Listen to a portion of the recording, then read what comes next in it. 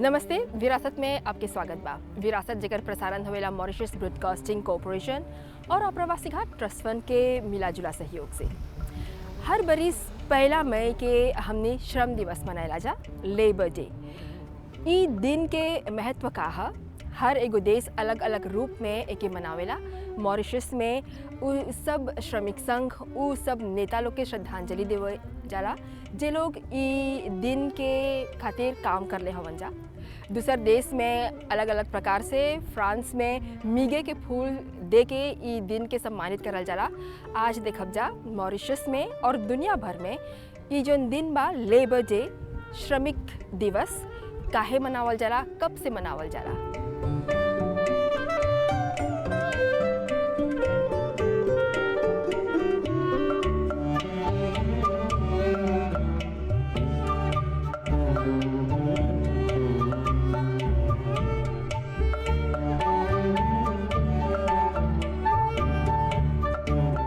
Mauritius में और दुनिया भर में श्रम दिवस कब से मनावे के शुरू होल। मॉरिशस के इतिहास काफ़ी छोटा बा। यहाँ पर आगे ग़ुलाम लोग रहलन सा, वो लोग के बाद शर्तबंद मजदूर, और फिर जब शर्तबंद मजदूरी ख़त्म होवे के कगार पर चलाल, तब जाके मॉरिशस में लेबर डे यानी श्रम दिवस के आनल गल। तो आज हमने जानब जा कि मॉरिशस के साथ साथ दुनिया भर में ये लेबर डे कब शुरू होल, काहे शुरू होल, और तब से हमने के देश में ये एगो आम छुट्टी के दिन है। इस विषय पर बात करे खातिर आज हमने संगे अप्रवासी घाट ट्रस्ट फंड और मॉरिशस के एगो जानल मानल इतिहासकार सत्येंद्र प्रियतम हवन। सत्येंद्र नमस्ते। नमस्ते किरण जी। आप हमने के बतावा कि ये जो लेबर डे बा ओकर शुरुआत मॉरिशस और दुनिया भर में कब, कैसे और काहे शुरू होल। Quand on cause l'origine jeunesse de Labor Day, nous bien monter dans le monde dans les années 1890-1880. जब हमने लेबर डे पर बतियाब सा त हमने के चाहिए इतिहास के अतीत में जाएंगे। 1880 से 1893 के बरिस में great Britain, France, Germany, United states, Canada में लेबर डे मनावे के शुरू करा गल। काहे कि ग्रेट ब्रिटेन में औद्योगिकरण, इंडस्ट्रियलाइजेशन शुरू होल, और फिर वो फ्रांस, जर्मनी और उत्तरी अमेरिका, कनाडा में पहुंचल। फिर कर्मचारी लोग के बुझाल कि उ लोग के चाहत एगो श्रम दिवस घोषित कर। ग्रेट ब्रिटेन में कार्ल मार्क्स, फ्राइडरिच एंगल्स जैसन बड़ा विचारक लोग ई काम शुरू करलन सा, और उ लोग काम करवा लोग के जुटैलन सा और बोलन सा कि एक दिन चाही उ लोग के नाम समर्पित करे के, एगो ऐसन छुट्टी घोषित करे के जहाँ घरे परिवार संगे रहे खातिर उ लोग के पगार देवल जाए, उ लोग के श्रद्धांजलि देवल जाए उ दिन। भले ही एकर से आगे फ्रांसीसी विद्रोह के दौरान भी कुछ ऐसन दिन के पालन करल जात रहल यूरोप और अमेरिका में, पर ई दिन के अलग विशेषता रहल। अब जब हमने मॉरिशस के बात करत है त हमने के चाही 1930 के बरिस में वापस जाए के। 1938 के 1 मई के लेबर डे मनावा गल, लेकिन आम छुट्टी के रूप में नहीं। अब के बरिस 2026 में 88 बरिस हुआ था। 1 मई 1950 के ई दिन के आम छुट्टी घोषित करला के बाद 1949 के गी गोज़मो लेबर पार्टी के प्रधान कैबिनेट में एगो प्रस्ताव रखलन, और सचिव सागर राम गुलाम, सुखदेव बिसुंदोयाल इत्यादि अपन सहयोग दिलन जा, जहां गवर्नर मैकेंजी केनेडी भी सहयोग दिलन, और 1950 के 1 मई एगो आम छुट्टी के दिन घोषित करल गल काम करवा लोग खातिर।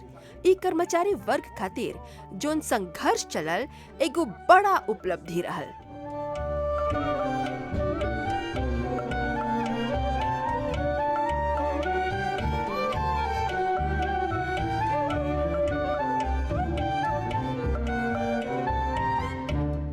श्रम दिवस बा लेबर डे मॉरिशस में और दुनिया भर में कैसे शुरू होल ये देखली सा।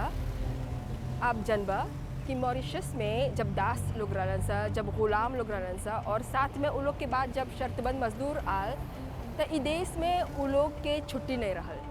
हमने के बुजुर्ग लोग रविवार के दिन भी, दिमाग के दिन भी काम करत रहलन सा, और इस हिसाब से जब देखबा ये लेबर डे एगो आम छुट्टी के दिन जब घोषित होल, तो एकर पीछे एगो संघर्ष रहल। ई आम छुट्टी के दिन ई सब मजदूर लोग के, ई सब काम करवा लोग के एगो जश्न मनावे के एगो मौका रहल। ई छुट्टी के दिन बहुत प्रतीकात्मक है।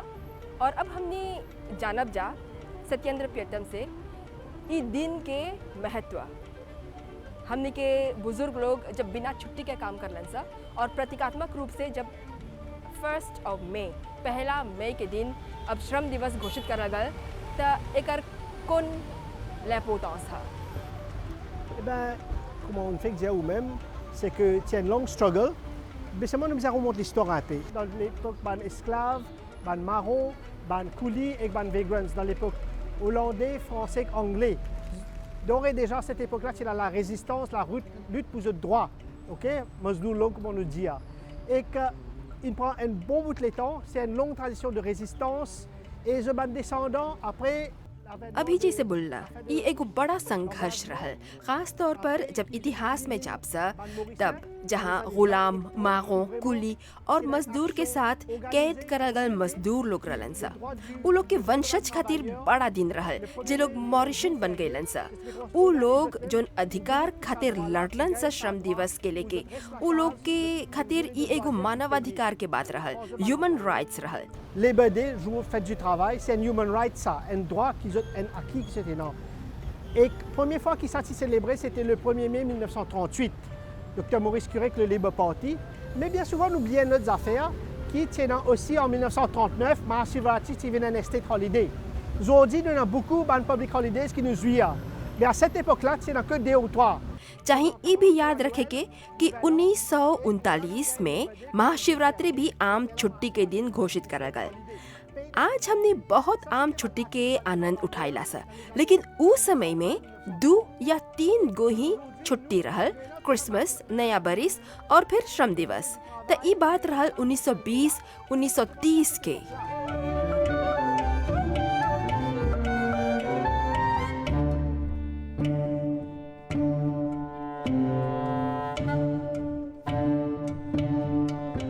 सत्येंद्र, जैसे अभी बोला, हमने के देश के इतिहास के बनावे के पीछे 4 गो महत्वपूर्ण दिन बा। पहला था 1 फरवरी, फिर 12 मार्च हमने के स्वतंत्रता दिवस, फिर 2 नवंबर जब हमने के पूर्वज लोग मॉरिशस में अलन जा, और फिर 1 मई। 1 मई ये जो संघर्ष रहल, ई दिन के एगो छुट्टी के दिन करार करे खातिर हमने के देश के ट्रेड यूनियनिस्ट श्रमिक संघ, हमने के देश के नेता और हमने के जो लेबर पार्टी रहल, ई देश के पॉलिटिकल पार्टी, ये लोग के बहुत बड़ा हाथ रहल। थोड़ा ई बारे में हमने के बताओ। Eh bien, là, nous prenons code champ de Mars. C'est vraiment le commencement de cette longue tradition-là, cette année-ci, qu'on est bien. अभी हमने शौदिमॉस के भीरी है जा, जहाँ वास्तव में 1 मई के लंबा परंपरा शुरू होल और संगे संगे 23 फरवरी 1936 में लेबर पार्टी के जन्म हैजे पर हो रहल, जहाँ डॉक्टर मोरिस क्यूरे, पंडित सहदेव और औकेचिल भी संगे रहलन सा। ई बरिस लेबर पार्टी के 90वां सालगिरह मनैली सा। अफ्रीकी कॉन्टिनेंट के ई तीसरा सबसे बड़ा पार्टी है और 1 मई 1936 के मोरिस क्यूरे 8000 गो अपन समर्थक लोग के जुटैले रहलन और 17000 जना एगो पिटिशन पर दस्तखत कर ले रहलन सा। आदोल्फ डुप्लेविट्स के जोन जमाना रहल, ओकर बाद ई सबसे बड़ा पिटिशन रहल और एके लंदन भेजल गल, जहाँ पर वोट देवे के अधिकार, वृद्ध पेंशन, श्रमिक संघ के गठन, काम करे के बेहतर शर्त, जिए के बेहतर शर्त, एक दिन में 8 घंटा के काम करे के नियम, 8 heures temps de travail, un jour de 8 heures temps de travail, et bien sûr, la culmination de sa campagne de travailleurs engagés dans sa période qui nous appelle Modern Mauritius, entre la fin de l'engagiste dans les années 1920, 1910 et le commencement de la décolonisation dans les années 50-60. गिरमिटिया मजदूर के बाद 1920-1930 के बाद आधुनिक Mauritius के निर्माण में ई सब पर ध्यान देवल गल। फिर 1950 के देश के कॉलोनियलिज्म से आज़ाद करावे में, फिर 1 मई के 1950 में पहला श्रम उत्सव मनावे के घटना में, जहां लेबर पार्टी, हरिप्रसाद रामनारायण, शर्मा जगदम्बी, बिसुन दयाल भाई और बाकी अन्य समर्थक लोग भाग लेलन जा। ई मॉरिशस खातिर एगो बड़ा ऐतिहासिक दिन बन गए और अन्य मांग भी पूरा होइले आल और 1 मई 1950 के अन्य ट्रेड यूनियन भी भाग लेलन सा। यही सब मांग के, सब संघर्ष के एगो चरम सीमा रहल। और ई विरासत हमने के मिलल बा, हमने के चाहिए एकर उत्सव मनावे के। L'importance de 1er mai qui nous vise à célébrer chaque année.